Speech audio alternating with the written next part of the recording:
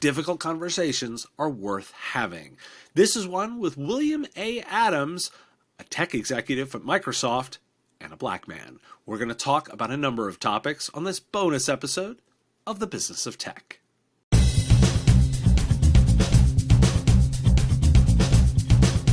William, thanks for joining me today. Well, thanks for having me. So it's funny, I always go into these trying to give people a little bit of space to give context, because you're a technologist, you've worked at vendor companies that we all know, and now you're involved in thinking about, diversity and equity and inclusion in this space. Give me your version of kind of your career arc and how you ended up where you're at now. Yeah, well, get your popcorn. So I'm 57. I've been in tech my whole life. I started programming when I was 12 on a Commodore PET. And by 1984, my brother and I started a company in Silicon Valley, UC Berkeley, called Automation. That was kind of the beginning of the professional career in tech. And we did custom software.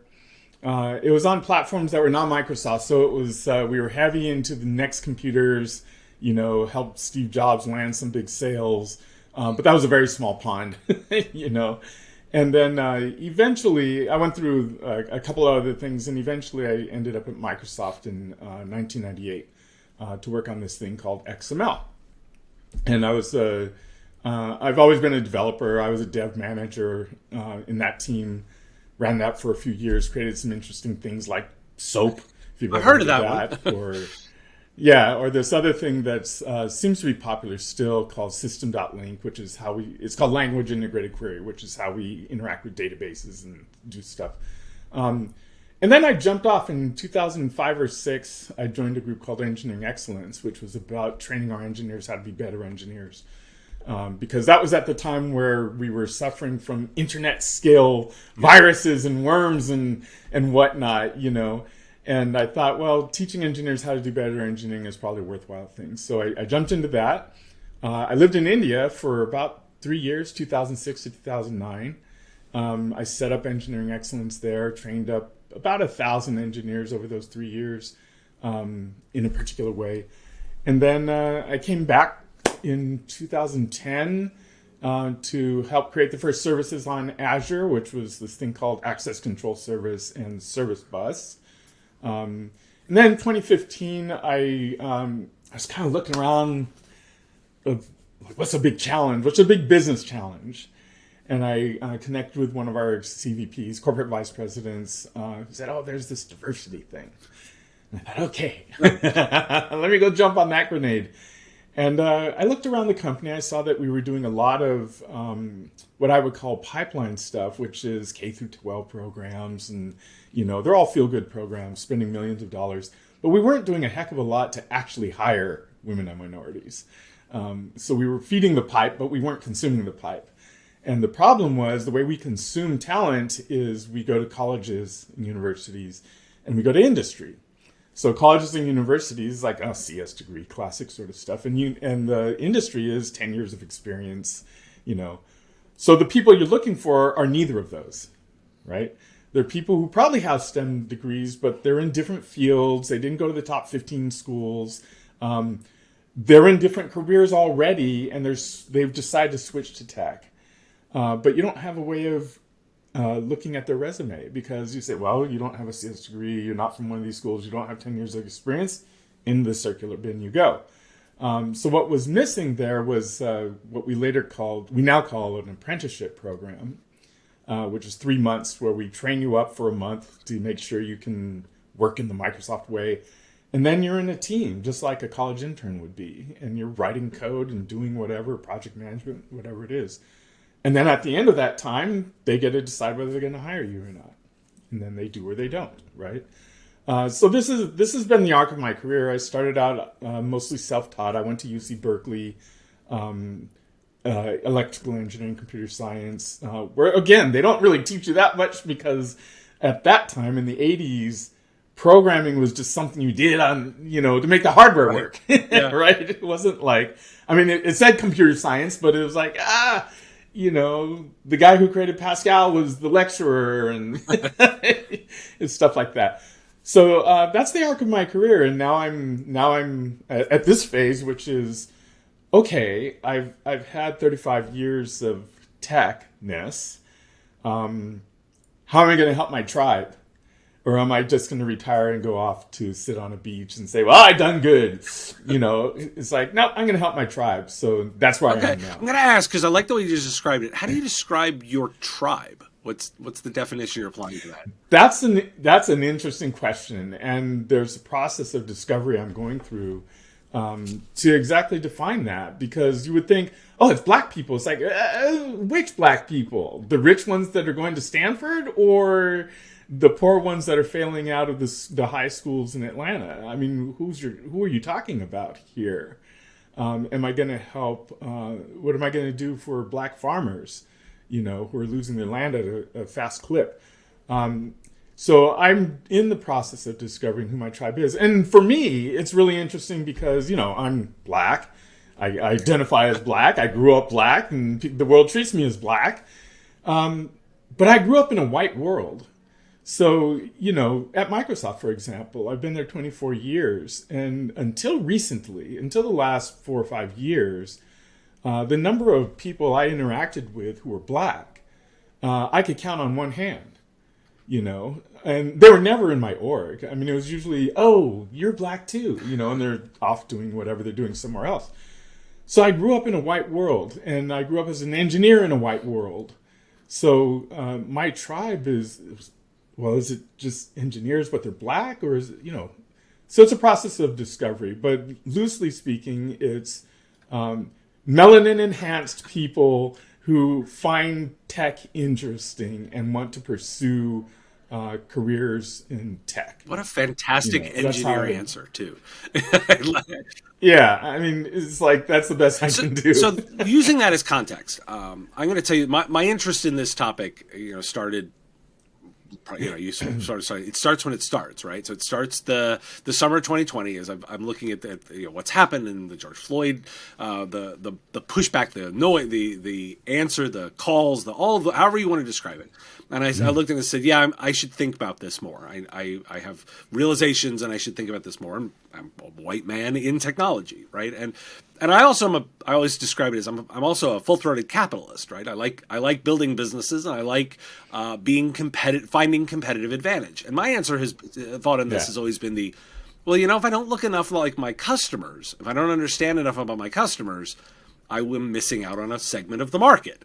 I would like to serve more customers. The customers don't all look like me. They're not all white men.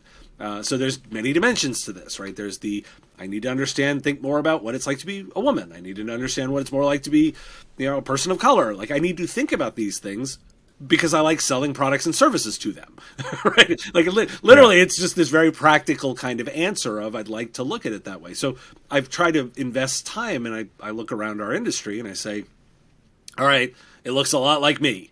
And I do a research study every quarter to count that, because like a good engineer, I know that we can't manage what we don't measure. So thus the context for this conversation.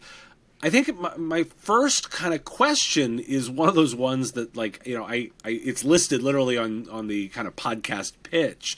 What's the opening question is, well, what is the most effective thing businesses can do to hire more? If you're describing that we're trying to build the pipe, but we're not hiring enough of these people, well, what is the thing we can do to start hiring people of color?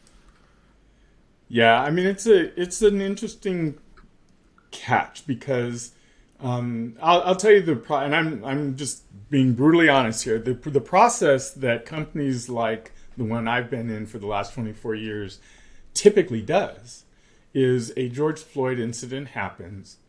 We wind up the HBCU train. We run on out to the HBCUs, literally load up the bus and hire 40 people and call it a day.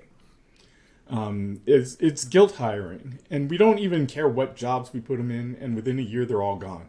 This is common, right? You don't do it like that. Okay. Now we know. Okay, we don't do that.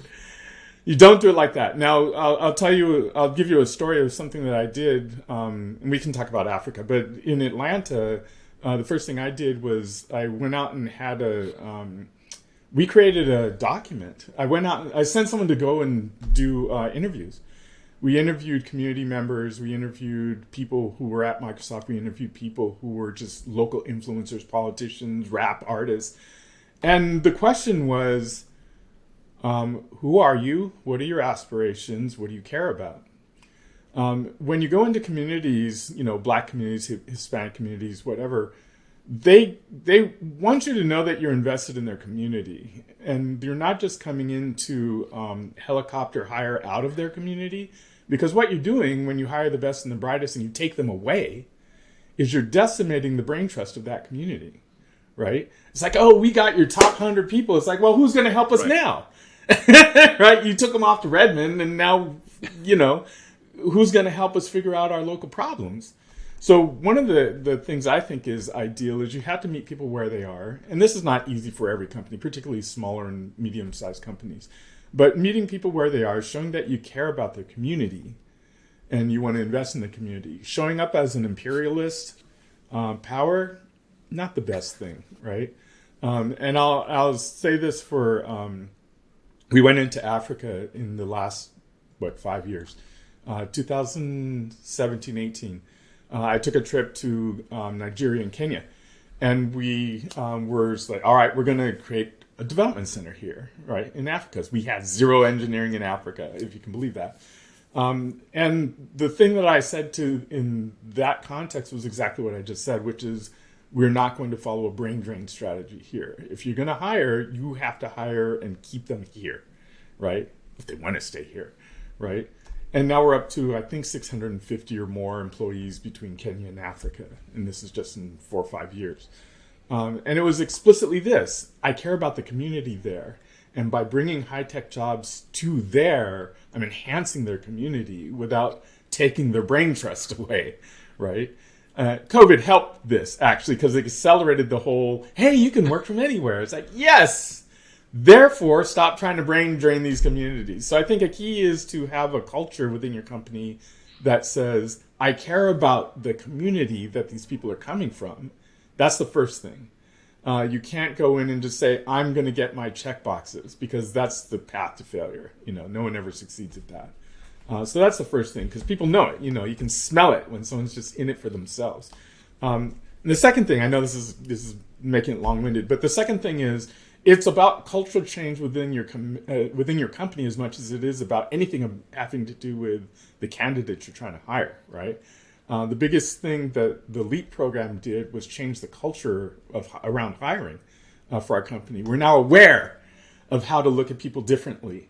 And we're now more aware as to how to listen to their perspectives, because it's all about inclusion at the end of the day. It's not about DNA diversity. It's about including different perspectives. And if you can't listen and know how to incorporate those perspectives and be truly inclusive, you'll fail. So you need to learn how to be inclusive, because, again, people will smell it when you're just like, well, we needed 50 blacks and we got them. Now act like us. Right. Right? No one wants that. Right? That's how you fail, is by just, it's the same thing with what we did with women. It's like, come on in, now learn to wear pants. That's how you fail. So you have to be inclusive. You have to listen. You have to be open. Right? So I'm going to sort of, in a way, simplify it. Like, what's the biggest mistake that well-intentioned guys like me make? Like, what are we doing that is screwing up the process? When I'm sitting down talking to somebody and considering hiring, like, what am I doing wrong that I may not even be aware of? Well, that's another thing is in the hiring process, assuming you're taking care of those other things, like we got the culture. And, we're not trying to brain drain. Now, what am I doing in hiring? Well, you're not hiring. Okay, you're doing whiteboard interviews, right? Okay. In tech, and it's common. You're doing whiteboard interviews. Well, is that the best way to figure out how someone problem solves? Maybe they didn't grow up with that whole way of learning. Maybe to problem solve, you need to ask different kinds of questions. Maybe you need to suss out because someone came from industry, a different industry. What I really care about is their collaborative capabilities. So let me give them a question related to how they collaborate, because I can teach them how to code, assuming they already know how to basically code or do whatever the thing is. Assuming that's okay, you don't keep hammering on that. It's like, you got 7 interviews, and they're all whiteboard interviews. It's like, did anyone bother to step back and say, hey, what was the situation in which you had to collaborate with someone or interact with a customer, and what did you do, right? Because you have to look deeper into what are they bringing to the table, and were they good at that? You were a barista. Were you a good barista? How did you handle this customer interaction, right? You have to ask that, because if all you do is hammer them with questions that let you know that they're not like you, then all you're going to find out is that they're not like you. So you need to find out, who are they and what are they good at?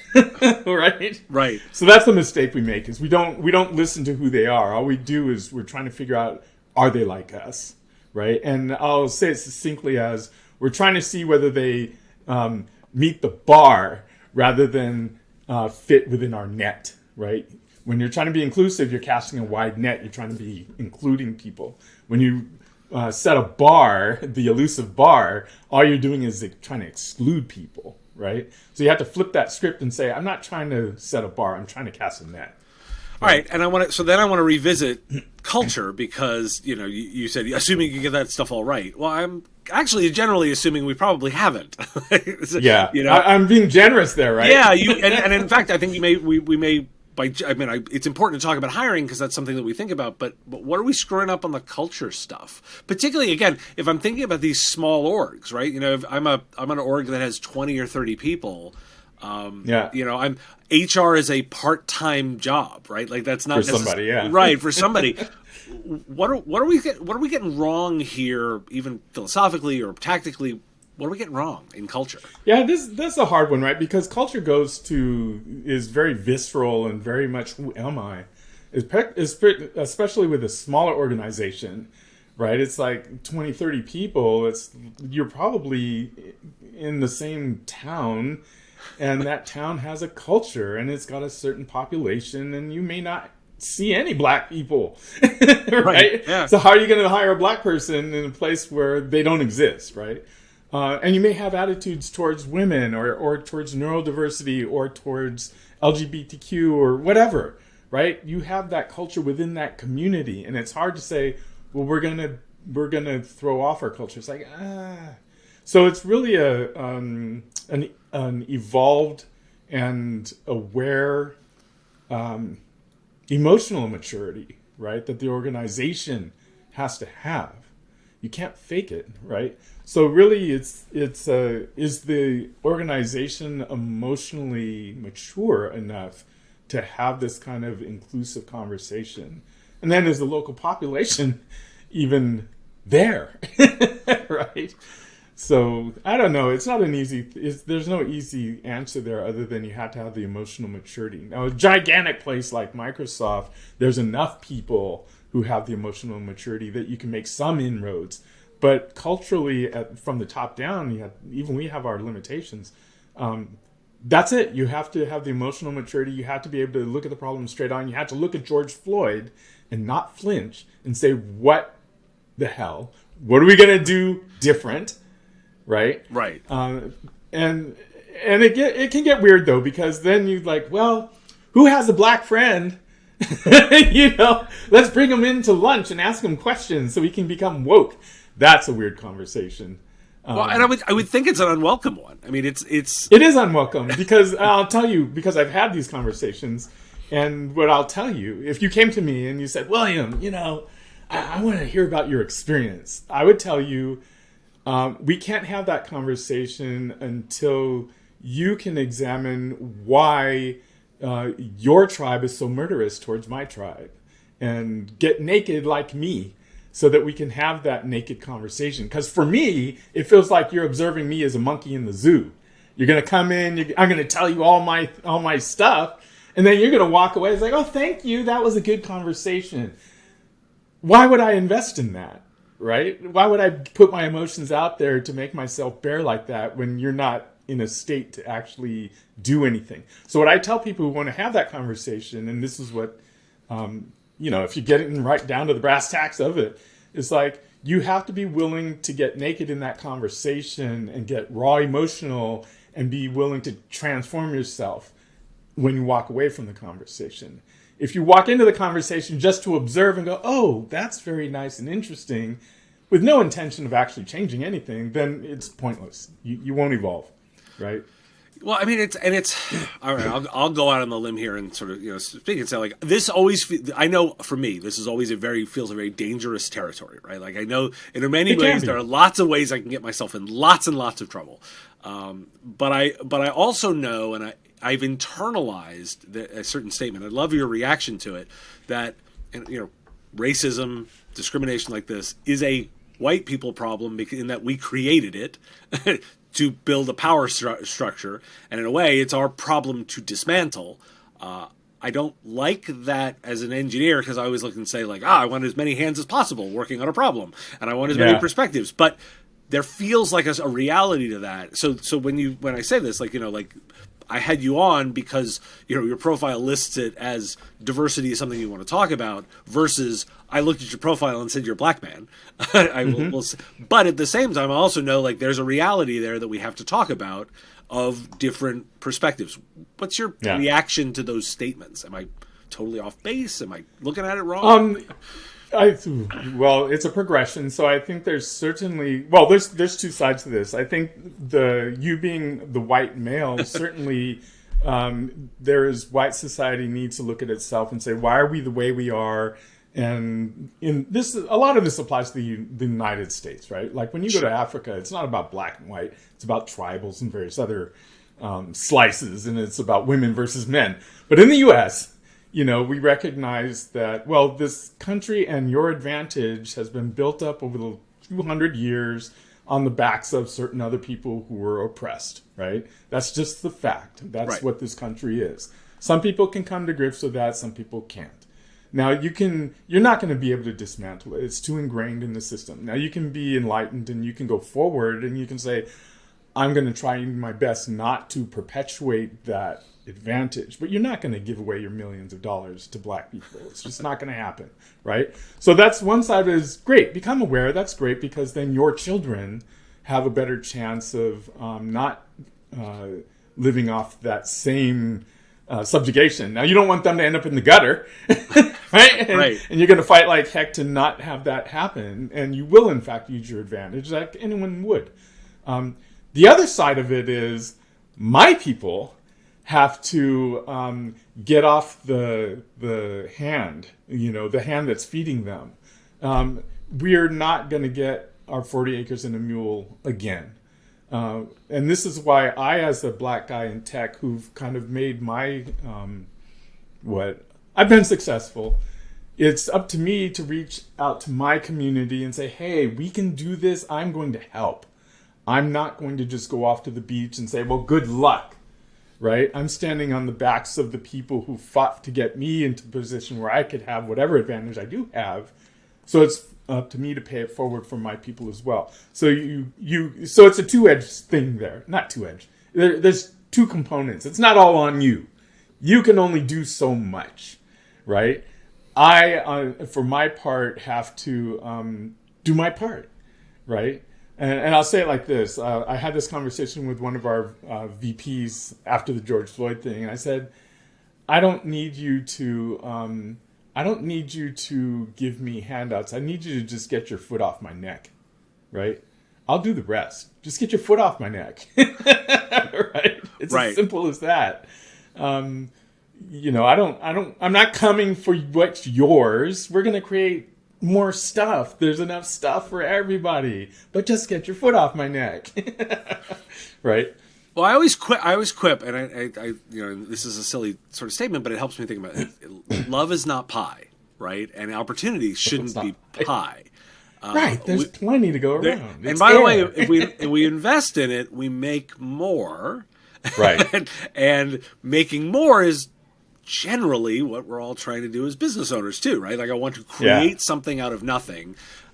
So having it grow should be good. If I'm giving you some and you're also growing it, then the whole thing gets bigger, and that's right. People think in zero-sum game, right? It's like, well, if I give you some, then I'm not going to get some. It's like, no. If you give me some, we all get more. We all get more. Right.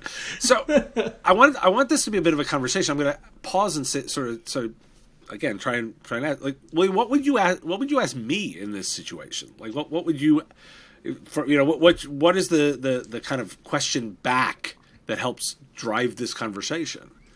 Well, there's probably two different kinds of questions. One is a very blunt, rude question, which is, well, how much advantage do you need to succeed? I mean, how much more do you need? Right? It's like, when you look at something like VC money, less than 2 or 3% lands in the hands of women and minorities. 97% is not women and minorities. How much more advantage do you need? Right? So that's one question, and it's perhaps just rhetorical and inflammatory. But the real question is not a question. It's can we have a dialogue? Will you talk to me? Can we work together on figuring stuff out? And will you hire me? Right? Will you give me a chance? That's the simple question. Will you give me a chance? And I say it as simply as that because I've told this story before. Like when I was growing up, my brother and I doing the Silicon Valley thing, people wouldn't even give us a chance. They wouldn't allow us to open a bank account. VCs just straight up said, we're not going to give your kind of people money, And then there's codified things like redlining and all this other sorts of stuff, which are strictly like, you're not getting this, right? So the question is, will you give me an honest chance, right? It's as simple as that. And then the rest is dialogue, because then you can say, well, this is why I'm not giving you a chance. Like, well, let's work that out. Why won't you give me a bank account? I'm not asking for money. I'm just asking for a bank account. Right. Right. Why won't you do this? What is holding you back? What are your fears? What are your anxieties? Can we get past that? Those are the kinds of questions I would ask. I mean, I almost feel like that is exactly the place to leave this for people to think about, because that question for anybody in this space, that's what to think about. So, William, I really do. Yeah, and just to put a fine point on it is, what are you afraid of? Yeah, and I think that's it. That's the question that I want to leave everyone listening with. So, William, thanks for joining me today. I really, really appreciate it. You're welcome. This is fantastic. Thanks for your time and attention. Time is a finite resource, and I really value you giving me some of yours. If you like this video, you can let me know with a like of the video, and even more valuable, hitting the subscription button. My content is all free, and I use metrics like subscriptions to pay the bills, so it has real value. The content here is produced under ethics guidelines posted at businessof.tech. If you're interested in more content like this, you can get access to content early via our Patreon at patreon.com/MSPradio. It's our give what you want model, where you set the value of what you think the content is worth. If you like this podcast, you can catch it daily as the 5-minute news and commentary show, The Business of Tech, available on all your favorite podcatchers with links at businessof.tech. Just hit that big blue button to subscribe. Again, thank you for taking time out of your day to listen, and I really value the interaction. If you want to say something in the comments, I do respond and watch all that, and I look forward to talking to you next time.